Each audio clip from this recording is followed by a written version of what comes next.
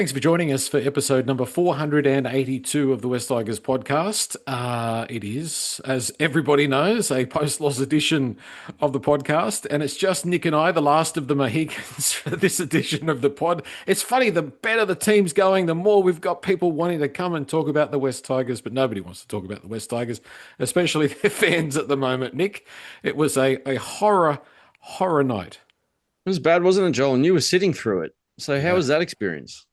It was not great. Would not recommend, especially Yeah. being an away game. So there was lots of happy Bulldogs fans and some glim-looking West Tigers fans, understandably. But I haven't been to a game for a little while. Had excellent seats just up, sort of on that first tier on the western side, so you Mm. could I had a really good vision of the game, and it showed a lot about our football team at the moment, and not very much that was very good about what I saw out there. So we'll talk about that shortly. You've got football in your hands. You're getting ready. You've been practicing this afternoon. You might get a game in the halves this week. You never know. So I did actually go for a long walk just to try and clear the mind this afternoon with a mate of mine who coincidentally is a Bulldog supporter. So that was an interesting chat on the way around. But no, I took my footy with me, Joel. So strolled around the bay, around near roads and sort of Homebush area, which is Yep. quite nice. Yep. It wasn't a bad afternoon. But yeah, took the footy with me and just sort of contemplated life as I went around holding my steed. But what else do you do as a West Tigers supporter? We're all used to sadness and not much success. So we continue. Well, let's have a look at one words. I've got one that I'm looking forward to sharing in just a moment. What's your? I think from the what you were saying earlier, you've had trouble narrowing it down from a small field. Yeah, I've got a few words. I'll try and keep it as light as possible. My first word is, well, it's a number, and I did this last week. It's 49. So we've got 49 days until we play our last game. So I'm Jeez, counting. that seems a lot. It does seem a lot. I'm counting down. My next word is West Magpies because the Magpies did manage to have a win in New South Wales Cup today They against the did. Bulldogs. So I had a quick look at the highlights. Again, Javon stood out. He was looking very creative again. So who knows, we may get to see him in NRL before too long.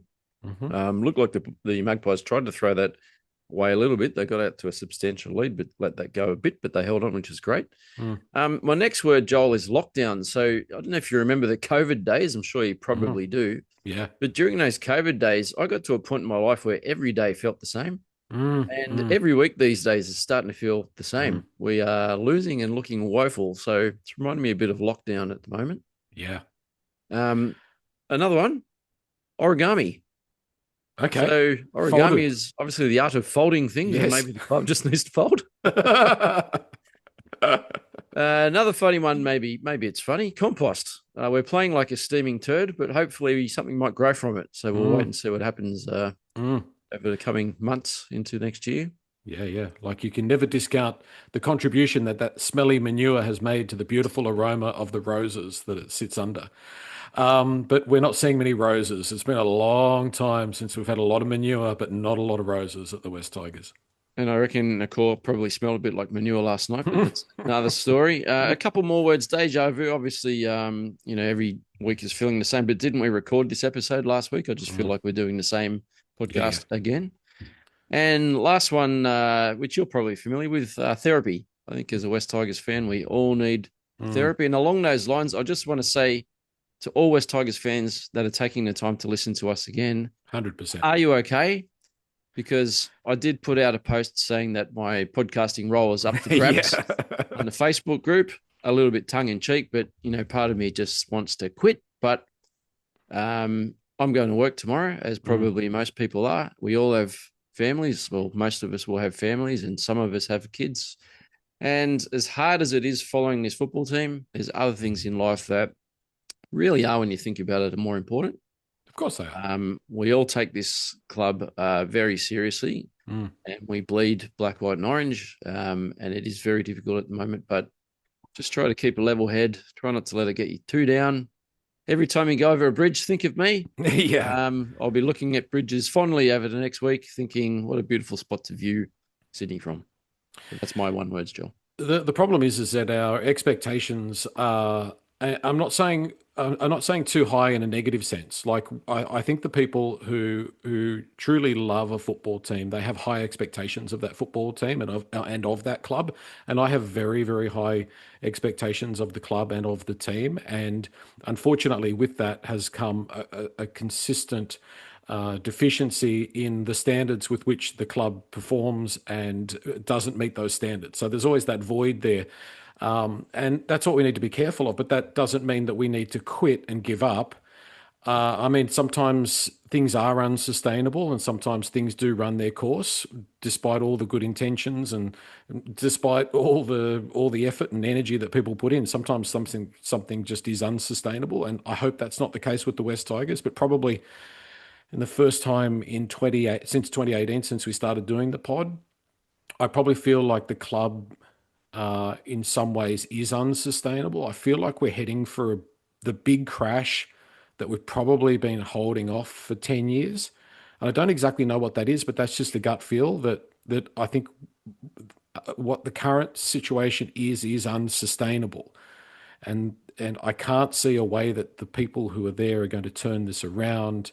And I'm talking on a real macro level. Like there's Mm. so many issues with this club, the division, the splits, the personalities, the history, the politics. There's so many issues there, and the challenges are so immense that I just don't know if it can actually be turned around, which is a really, really sad thing to say because I think this is the low point. I don't remember ever feeling this flat. I don't remember ever going to a football game, and it's not just about this game, obviously, but that game last night, there was absolutely nothing to take away from that game Mm. that gave me any confidence or any feeling that we are in the right place or on the right track. It was diabolical, truly Di- was. Diabolical. I feel like we're spiraling again. Mm. We're plateauing On and massive. off the field. Yeah, yeah, Yeah. correct. On and off the field. When you think about it too, you're talking about how do we get stronger from here and what's happened. You think about um, the moment that Richo stood down. Yeah. When our owners stood down the board, Hmm. and then Richo couldn't put up with it anymore, and he walked.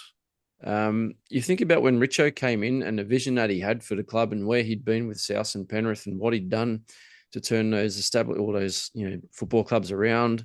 The vision that he had for West Tigers. Richo's plan. I can't remember what all the steps are, but we basically start Yeah. out Yeah. as turds and then you Yeah. lift your way up into a premiership position where you're playing finals and you're competing for a premiership.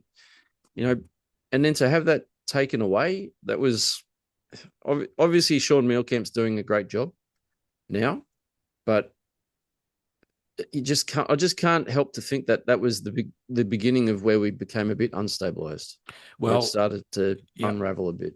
If you remember back to the Tim Sheens days, Tim Sheens basically said his recipe for success was he told the board to go jump. He didn't listen to what the board said. He was a 100% control freak and he wanted things his way. And luckily enough, the winds blew in the right direction, and the decisions that he made in those days culminated in a wonderful series of events in 2005, etc. Right? And the problem is that Shane Richardson is exactly the same. He was not going to come in and bow down to a board that he didn't respect, that had never achieved anything, that had never won any premierships, and that most of them are there because of a archaic situation in which they're able to gain a whole lot of power over an organization without really having the credentials to be able to justify those positions that they hold. Okay, so he Yep. was never going to respect them. If the board was made up of and obviously we know who we're talking about. If the board was made up of winners who were had a track record of high performing business, professional sport, rugby league, might be different. But Shane Richardson looked at that group of people and he said, I'm not going to have these people telling me what to do because they don't know what they're doing. And Yep. that was always going to be the problem. It was a recipe for success a recipe for failure from day one. And they got their man. They knew he was going to be uncontrollable. He did it with the jersey. He said, stuff you guys, we're moving towards one club. We're going to merge the New South Wales Cup. We're going to have an orange jersey, blah, blah, blah. And what did they do? They white-ended him. They got rid of him and they tried to ruin his reputation in the process. So, unfortunately, when I talk about things being unsustainable, that's exactly what I'm talking about. Now, Sean has got a great track record, but Sean is not Richo. And Yep. Richo is very, very strong personality. And whether or not Sean Camp can be the diplomat, the strength, the strong man, how he's going to play this, I don't know. Mm. But he has had a whole lot thrown onto his lap in a real quick Yep. in a real quick fashion. So I don't envy him at all. I'm getting a very quick sort of understanding that Sean looks like a very good operator. He knows how to run a sporting organization. Mm, The thing with Richo, he knew rugby league through and through, and he'd been yeah, to a number of rugby league clubs that were struggling. And his thing, his feather in his cap, was how to bring them from the basement correct. up to the top. Right. Yeah. That's And what he most was. of that was to stop listening to the people that got the club in the basement to start with. Correct. And I'm even thinking about similarities with Tim Sheens. You mentioned Sheensy before. I'm pretty sure he came to the club in 2003 initially, Correct. and he had a couple of fairly quiet years, but he brought in a few old heads and mixed it with some young talent that he knew could play footy. And 2005 was a bit magical, right? Mm, The first half of the season was pretty flat, but we managed to, pull a rabbit out of the hat and go on a long streak and then win a premiership. But Sheensy was a footy brain. He knew his football. He knew what worked and what didn't. And he was stubborn, like you're saying. Like he yeah. came in with an agenda. Hmm. He managed to do it. Now, we didn't have a lot of luck after 2005. I think it was probably about 5 or so years until we played finals again. I think Mm, 2010 was the next year we played finals. Um, and Sheensy was sort of, doing a few odd things on and off the field, and eventually worked his way out of the club. But, you know, I guess what I'm saying is these guys know their footy. They know how to get a team mm, um, improving and to a point where they're competing. Richo was that man. He yeah. left. Yeah. Yeah. And you look at what's happened since then. We've lost Jerome. Our results have gone backwards. And now we are in the same hole that we've been in for the last few years, which is Mm, spiraling towards the bottom of the toilet again. yeah. It is managed decline. It Yeah. really is. There are people in positions of power who do not live, breathe, they do not bleed black, orange, and white. Yep. And unfortunately, it comes to the surface. It comes to the surface in regards to the amount of money that they tip in. It comes to the surface when they do like what they did to Richo. But that's not the immediate reason why we lost that game on the weekend. But it's certainly on a macro level, it's a significant concern for the sustainability of the club moving forward. Um, what about my one words? I've got a couple of good ones here. This could be a whole show on one words. Exactly. Well, I've got all of the one word submissions from the West Tigers podcast forum, which we'll run through as well very soon. I've got joyless. Uh, you know, I've been through floggings and that before. I don't know. Just last night was different. Last night was just entirely joyless. There was nothing about our performance that, as I said before, that made me feel good or made me feel better in any way, shape, or form. There was nothing there. Um, I've got unacceptable. The definition of unacceptable being it's something too poor, too improper, or too unreasonable to be allowed, approved, or tolerated. And really, that is unacceptable. And I don't know how the club could accept that in any way, shape, or form. I don't know exactly who the blame falls on per se, but I know that we've got to find out what's going wrong and we've got to make changes because Yep. if we stay on this same trajectory that we're on, next year's a write off as well. Mm. Um, I've got 38%. Unfortunately, the bad news, everybody, is that the West Tigers have now slipped to a 38% win record, which is our equal lowest point ever in our history and the lowest in the competition. The lowest winning percentage in the NRL is the West Tigers, 38%, which is disgraceful.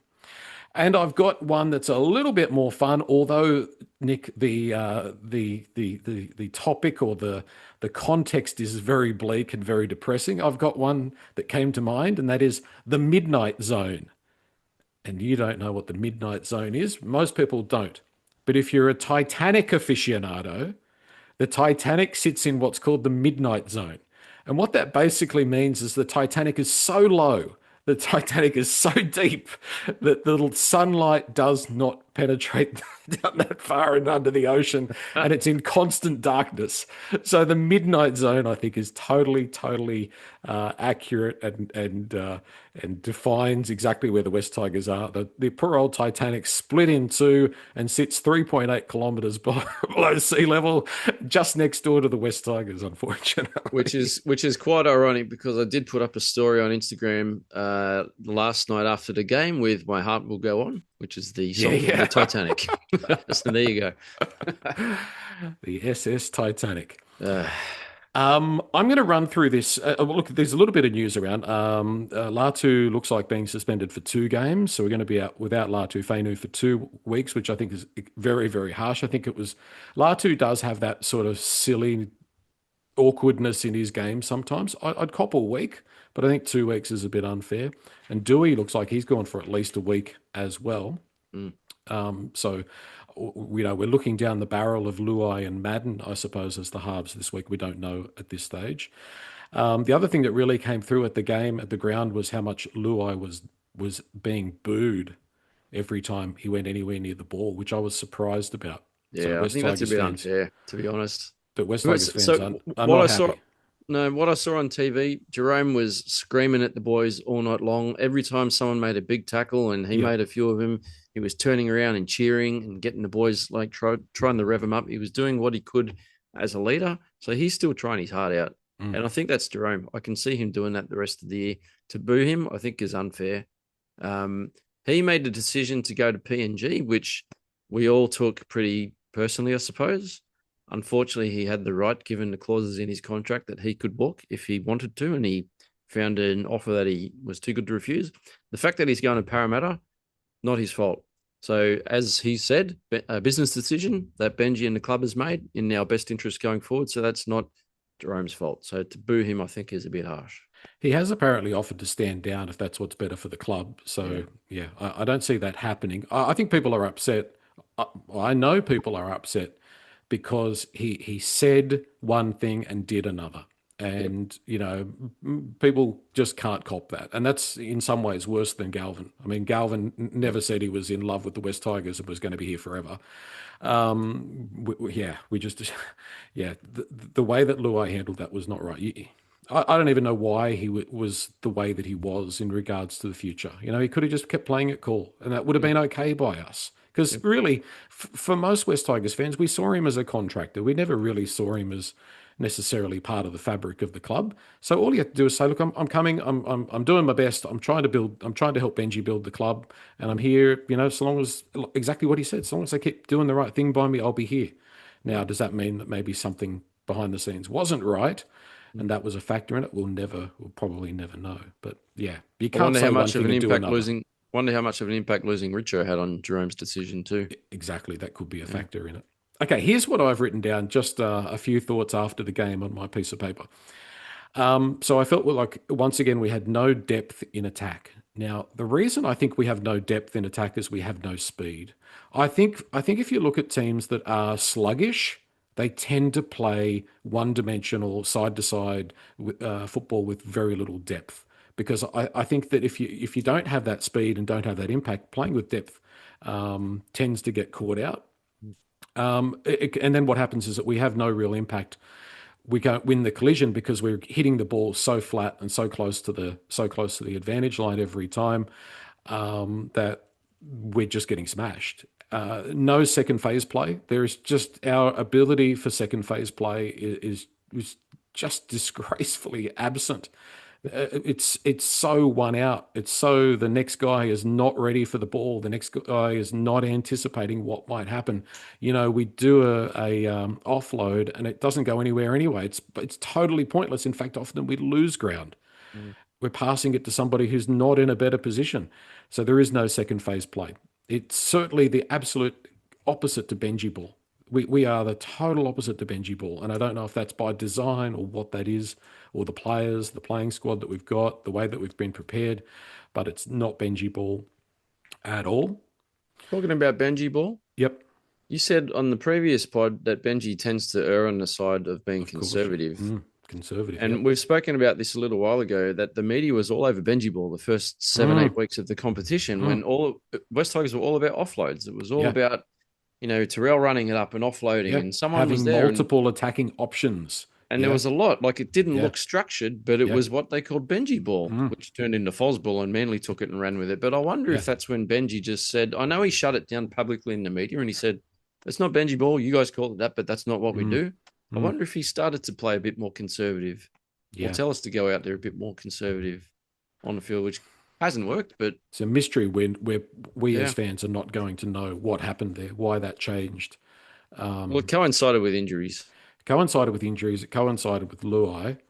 Um, Yeah, perfect storm, wasn't it? mm, it coincided with the opposition getting better. You know, there. Yeah, I don't want to take it away because it was wonderful to win 3 games in a row and to look great at the beginning of the season. But we were playing teams that were a little bit underdone as well. You know, and if you look, for example, Cowboys, they had a really slow start to the season. We got them at Leichhardt. They had a poor afternoon. I don't want to yeah, take the wins away, but you have to look in that context of, when the whips start cracking, there's plenty of horses that lead the Melbourne Cup after 800 metres, but yeah. very few of them go on to win it. I blame Jordan. So we Blame lived Jordan. we Yep. lived and waited for Jordan's three in a row. It happened, and then Yep. we've been poo ever Yep. since. So Jordan, your fault, bro. Yeah, we need a scapegoat. Jordan, you're the scapegoat. You're the reason for all of this, Jordan. Jordan's fault. I've got here poor wrestle technique. We don't know how to wrestle. We just suck at the wrestle, both in attack and defense. Our play the ball speed, although the NRL stats show that we were about the same as the Bulldogs, it wasn't. I don't know if how accurate those stats are, but my eyes tell me that our play the ball speed sucks. And that wasn't just last night. Mm. I thought we were predictable. Wingers hitting it up off the kick every time, and you know what's strange is it's in the same order every time as well. Like they don't even vary the order with which they hit the ball up. Maybe that's what we practice every week. Yeah, 5 tackles and a bomb, no variety. The only Yeah, player that provided any spark or had anything anything that made the Bulldogs even slightly worried was Appy, who's got that, yeah, the kicking game and the ability to run from dummy half. No working to a field position. The amount of times, and you get to see this more at the game than you do on television, but the amount of times where the ball went the wrong way on the fourth, and we weren't working to a position to get to the kick. That's just dumb. The well, that can't combination. that can't be uppy. No, no, it's sluggishness. Yeah. It's forwards just taking a hit up Yep. and not being in the right position. It's attention to detail. Yeah. I did notice, and you mentioned it. I did notice last night Terrell getting tackled on the fourth tackle a lot, which was Yeah. slow. And then Yeah. they Yeah. played a ball for the last, and it's in slow motion. Exactly what I'm talking about. Yep. Yep. Yep. And then it goes to Dewey. Everybody knows exactly what's going to happen. Everybody knows exactly what the kick's going to be. Yep. It's not a slide on Dewey, but he's certainly not getting much help in that regard. Yep. There is no combination between Dewey and Luai. They are on different planets. There's a left Yep. side player and a right side player. There's no gelling there. Yep. Your halves need to know what each other had for breakfast. They need to be a combination. Yeah. That they aren't a combo. They're two individual players, Yep. and that's one of the reasons why we've scored 4 tries in 4 games. I will say, just on that, Yep. when Latu came on in the second half and was playing, I don't know if he was playing halfback, but he was playing a playmaker. And Mhm. I did ask on the last pod, so thank you, Benji, for listening, that I want to see Latu in a more creative type role. Yeah. And he looked really good. He looked great until he went into that stupid ankle level shoulder charge with no arms. Sorry, Jordan. I know Jordan said it shouldn't have even been a sin bin, but I watched it back. Yeah. There were no arms involved. But he was looking quite sharp until that moment. And we have no ability to create space. So the Bulldogs defensively were never stretched. Yep. So, I mean, the definition of insanity is doing the same thing over and over again, expecting a different result. I think Benji, I love you. I'm still supporting you as coach, but for the last 5 weeks, we have tried to do the same thing over and over and over again and expected a different result, and that's insanity. And I know that we don't have a huge amount of different options, but we had to try something different. And maybe a more experienced coach might have been able to shake things up or do things differently. But we went out there once again with exactly the same game plan, that we've had every week. And if you're coaching against the West Tigers, my God, what an easy week it is. Just great line speed, line speed, line speed, line speed. Slow, slow down there, play the ball as much as possible. Really simple stuff, and you'll beat West Tigers. Like it's just we're just so one dimensional at the moment. And speaking of one dimensional and doing the same thing over and over, I'll just point out too that last night's game, and kind of like what I was talking about, deja vu, was almost a complete carbon copy of the Warriors lost the previous week, where the Bulldogs came out fast and scored three times in the first 20 odd minutes. We held them out for about 30, 35 minutes, exactly the same as the Warriors game. And it looked like momentum was swinging back our way. Even the commentators on the Fox coverage I was listening to were saying Tigers have got the upper hand here until the sin bin, and then they scored late and it was game over, but almost exactly the same as the Warriors game. So another poor start, tried to build, but not enough creativity to score points and too much pressure. And the gas or the release valve went, and we were buried late in the game. See, I think we if there's one thing that encapsulates at least the second half of this season, it's been really poor starts. I look back to the Dragons, to the South game, actually, right at the beginning of the season. That was a really slow start as well. Sluggish starts are a concern for me because if you're not hitting the field ready and pumped and ready to go, that says a lot to me. We had no energy from the outset. You could see it in their body language. It's just slow motion, don't care. Just they just weren't on. You could just see it from the start. Why not? So I want to know, why did Jareem Buller miss that 40-20 at the end of the Bulldogs' first set? Well, Skelton and Taruva had swapped sides. So Skelton was on the right wing and Taruva was on the left, which is not, I think that's the first time we've done that this season. And Buller seemed to be remonstrating to Skelton that he didn't get the call from Skelton that it was a 40-20. There looked to be some blame there.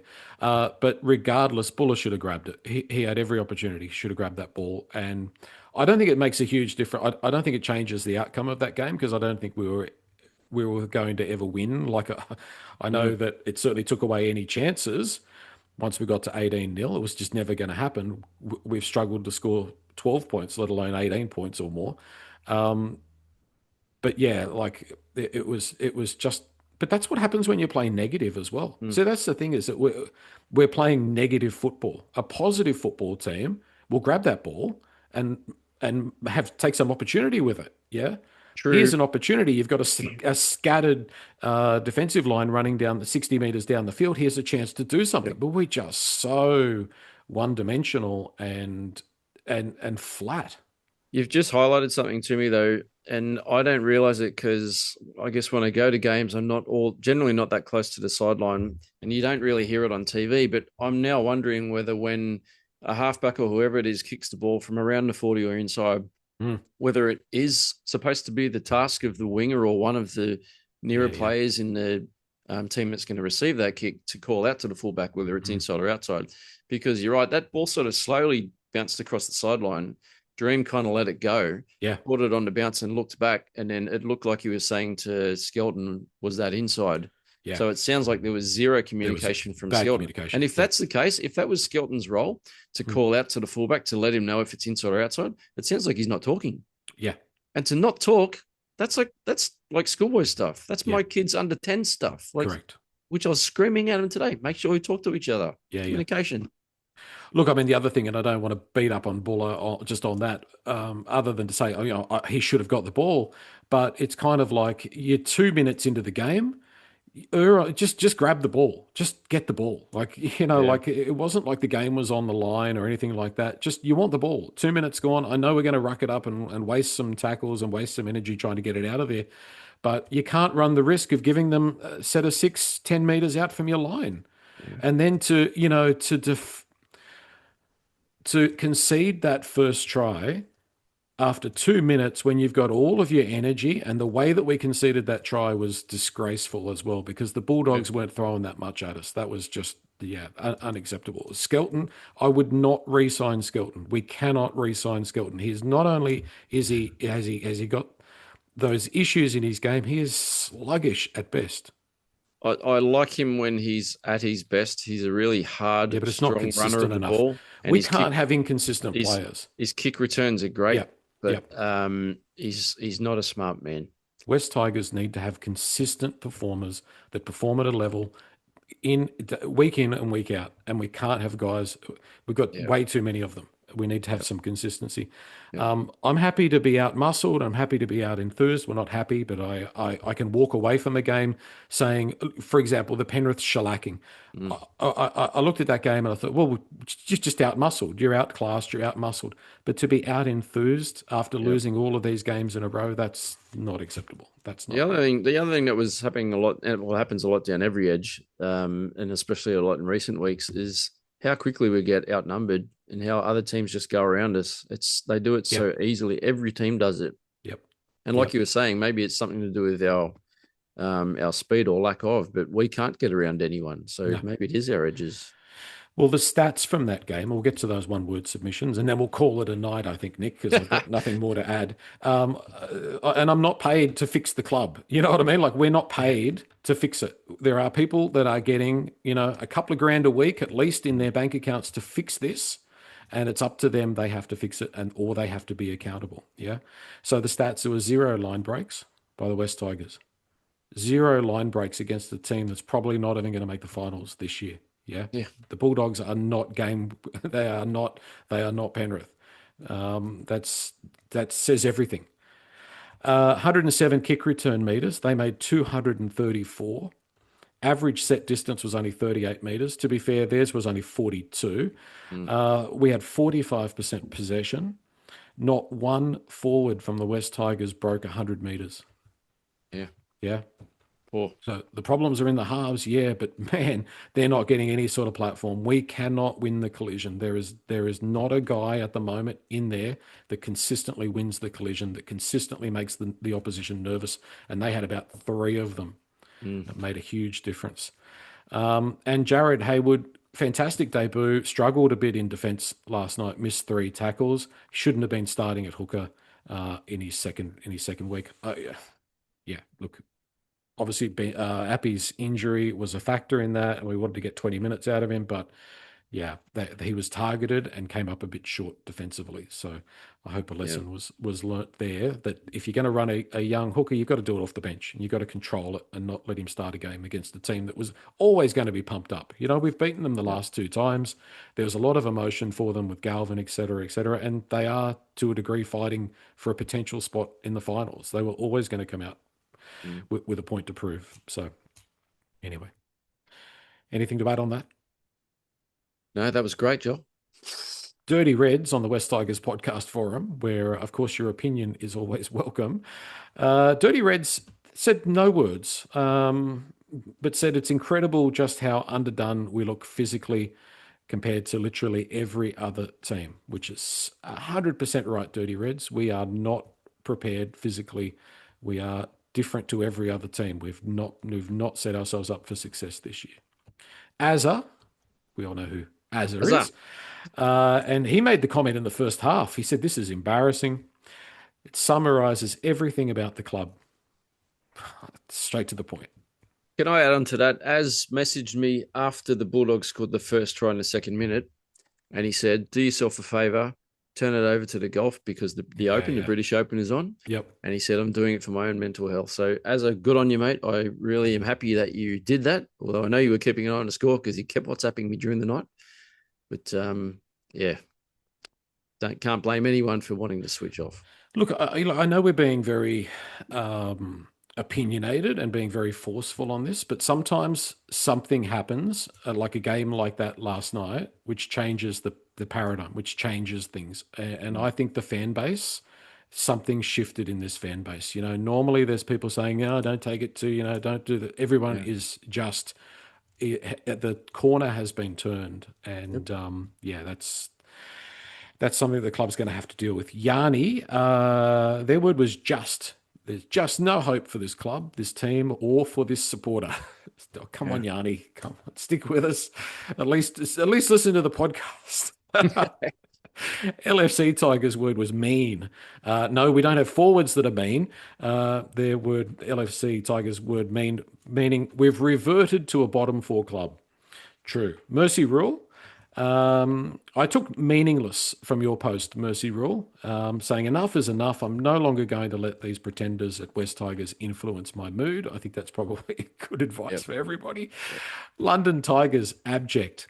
So abject failure in every part of the game. London Tigers listed them all, but you know what I mean. You know what he means. Mr. Anonymous 26, accountability. There's nothing more to say. Yeah, there is no accountability as far as we can see. Teddy S's word was odious. But what was really clever is Teddy S used zeros because that was our score, zeros instead of O's. So very clever, Teddy S. I like that. Pat Walker, September. I can't wait for the season to be over. It sounds Me like you, too, Nick. Pat. Yep. Tiger's word was sorry. Sorry for all the West Tigers fans that had to sit through that. Cade's 79, perplexed. How did we fall so far in 10 weeks? It's hard to understand, isn't it? Wagga Tiger cancelled. I've cancelled my membership, and that is, and also put in accountability. Will there be any? Natmac 78's word was streak. How easy the losing streaks come at West Tigers. Tigersman won. We're 1 week closer to the finish line. Yeah, agreed. Osmo 7, no one word.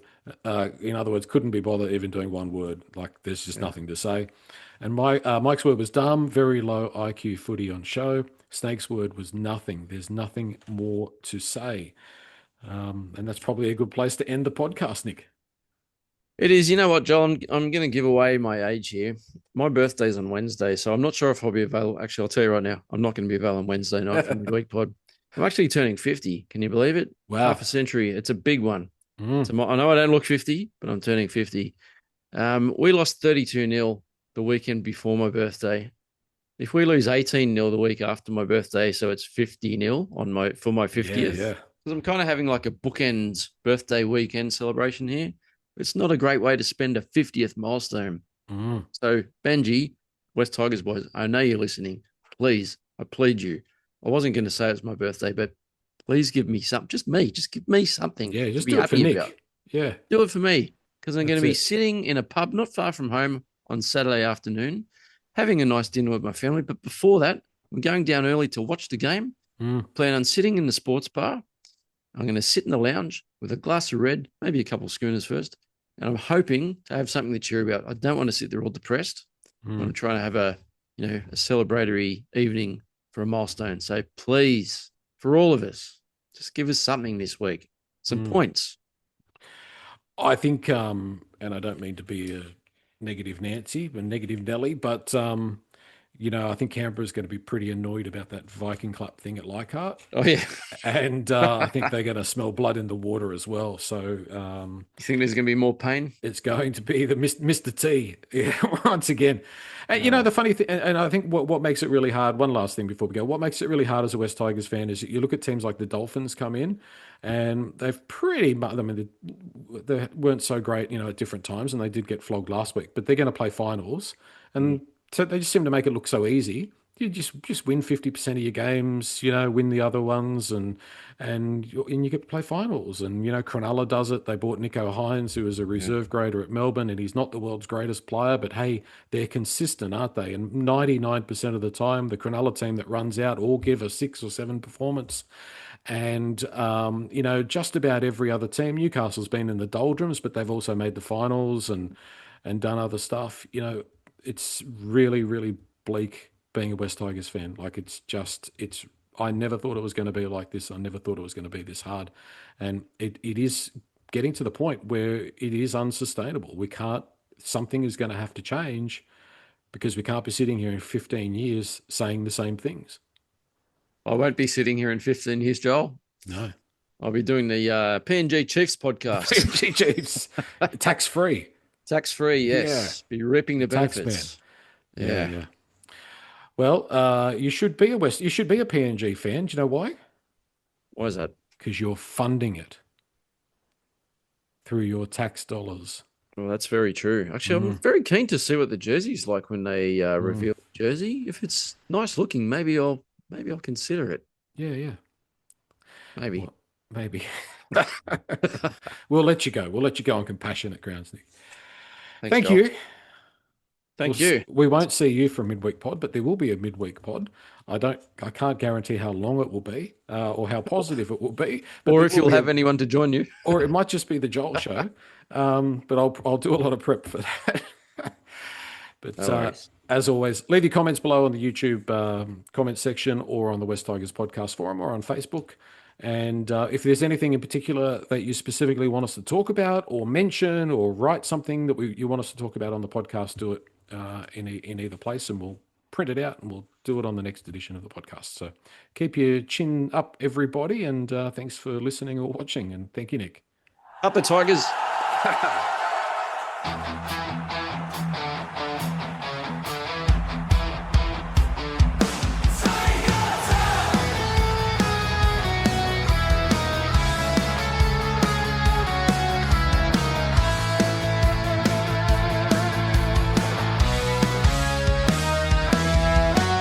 Friday night, lights on.